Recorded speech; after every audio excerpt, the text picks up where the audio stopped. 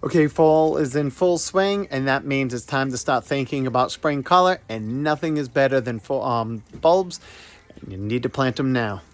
Okay, lots of things are happening in the fall, and we're always trying to clean up our beds and think about next season. Bulbs, now is the time to get them in the ground. Selections are still good, ground is still workable, but some people will stop planting bulbs early in end of October, August, early September. I don't like that. Here in New England, especially out in Rhode Island, we're near the water, our falls tend to be a little bit milder than some areas.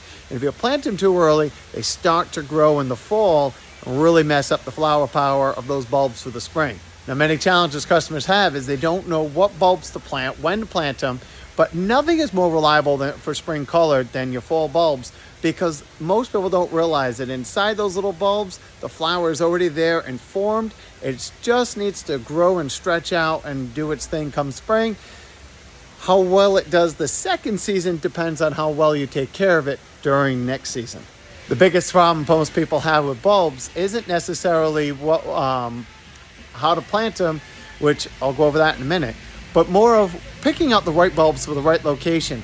You look at these section, we've got a 14-foot section of bulbs of all different sizes, big packs, small packs, all different colors. Everybody can look at there and say, I like those flowers, I like those. But timing is key.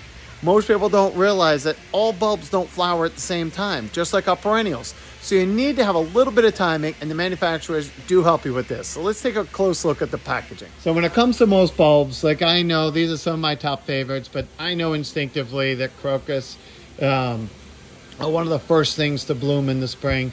And then we'll go into daffodils, then we'll go into tulips. And then finally, late spring, almost early summer, we get my favorite and most of our customers' favorites are the giant alliums. Some people will actually plant these in the spring thinking that they're more of a summer perennial. But nonetheless, it's a side note. But the labels on the back of all these packaging help us narrow it down.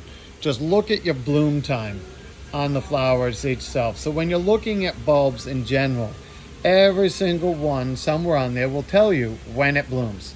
So we want a succession in early spring. So crocus, they're literally one of the first ones. There can be many times still snow on the ground, and the first patch of grass that's exposed, these little guys will be popping out their color about as early as you're going to get for the everyday bulbs and reliable. So these are all bulletproof, but you can see right on the tag, early spring. But some of them will actually say late winter, mid-spring.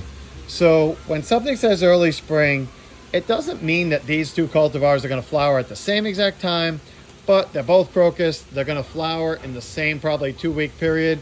And then as the ground keeps warming up, we're going to go into different bulbs. So pick out the colors you like, pick out the stuff. A lot of customers have really keen eyes on color patterns, but if you planted these two side by side thinking it's going to go with your color scheme, or this red tulip with those purple crocus, maybe you like that. They don't bloom at the same time. This plant is going to be full green while these daffodils are blooming. Sometimes in a wonky spring, they may overlap a little, but most of the time these daffodils are past bloom, and then the tulips come in.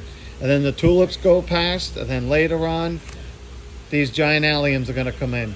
And these giant alliums are cool because they're so late in the season that many times your perennials are really coming up and doing their things. And then you get these giant stalks that come up in the back of your flower bed.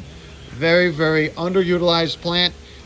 Everybody thinks about it when they see them because they're so impressive, and they don't realize you wanted to plant it last fall. So when it comes to picking the bulbs, there's a couple things that, one, picking the bulb in the right pattern, when it's going to bloom, and height. So every bulb has its own little timing on it, like I mentioned, when it's going to bloom, but also the height. So that way you can stick them in. The beauty of bulbs is you can put them in right amongst your perennials, because by the time most perennials are coming into their own and really like thriving and coming up, the bulbs are actually dying off. We can cut them out. So you can really fudge some of those holes in your garden with spring bulbs to get a blast of color early on. And then as they're gone by, your perennials take over and your rest of your design kicks in. So that's timing and color selection. Now, the next thing you want to consider is how to plant them. My rule of thumb is always planting your bulbs 2 to 3 times as deep as the thickness of the bulb. So if I've got a 2-inch bulb, I'm planting it maybe 6 inches down. If I've got a little tiny bulb, I'm only planting it a couple inches down. That's a rough rule of thumb. Every bulb probably tells you right on the packaging how deep to plant it. But just pay attention to getting the roots going down and the shoots coming up. That can be a little bit tough. Let's take a closer look at that. All these bulbs, it's hard to see on some of these because they're in the packaging still. What I look for is the dead stalks. So tulips are a little bit easier because they're kind of like a Hershey kiss shape. So that point is going to go up. And if you poke around, you can see the remnants of some of the roots down on the bottom. And some of them are a little bit more forgiving than others as far as trying to pick that out. It's always the hard part. So you just want to really pay attention and look at for where you might see some remnants of the old roots. And that side is going to be down, and you're going to point that up. So pick the right plants, plant them in the right direction. And my experience is, even if they're sideways or upside down, they're still going to grow. But they prefer to be right side up, and that can be difficult with some. So just poke around. You can usually find where the roots are. The next thing is to pay attention to prepping the soil. If you have problems with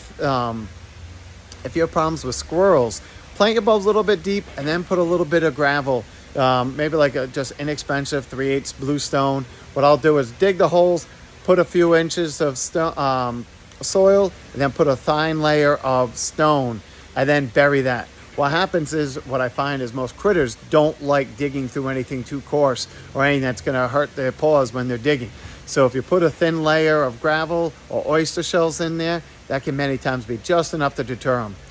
Average garden soil is good enough. If you have really poor soil, it would help to amend the soil just like anything else, or apply a product like bulb meal or bone meal and bulb tone. Any of those organic fertilizers are great to kind of get the root system going. But I don't do a whole lot of fertilizing in the fall. I wait and hit them in the spring. And we're not doing it because the flower's still there. We want to baby the green growth in the spring. And that's probably the most important thing in the spring growth. Once the flower goes by, you have to let the green growth stick around until it dries up and shrivels up on its own. All that green growth is what's putting its energy back into the bulb to make the flowers for the following season. That's probably the biggest mistake most people make, is they plant them in the spring, the flowers bloom. As soon as it's past, the perennials start coming in. Now they got all these random bulbs all over the place that are just green and kind of not looking the greatest, and they cut them off to make their garden look better. Don't want to do that. Let it grow, let the plants go and turn crispy, then trim them off and cut them up. Fertilize them in the spring after their bloom and their active growth, and you're going to get much better results for future years. So hope that helps, but get out there and get your bulbs in the ground now while the weather's beautiful planting.